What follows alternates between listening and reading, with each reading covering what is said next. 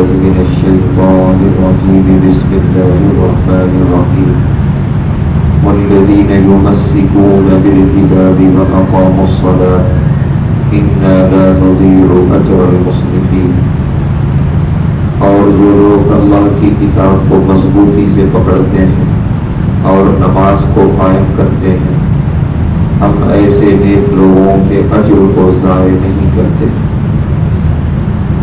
اس آیت میں اللہ تبارک و تعالی تعریف فرما رہے ہیں ان لوگوں کی جو اللہ کی کتاب کو مضبوطی سے پکڑتے ہیں، یعنی اللہ کی کتاب پر عمل پیرا رہتے ہیں، اللہ کی کتاب میں جو احکامات ہیں ان کو اپنی زندگیوں میں لے آتے ہیں. اور خاص طور سے ایک عمل کی اللہ تعریف کر رہے ہیں وَأَقَامُوا الصَّلَاةَ، نماز قائم کرتے ہیں. یہ نماز قائم کرنا ہی اس بات کی دلیل ہے کہ ان کو اللہ پر اور یوم آخرت پر مضبوط ایمان ہے.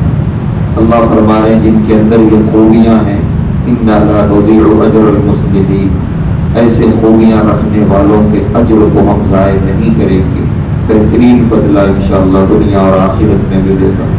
اللہ ہم سب کو اس آیت پر عمل کرنے کی توفیق عطا فرمائے.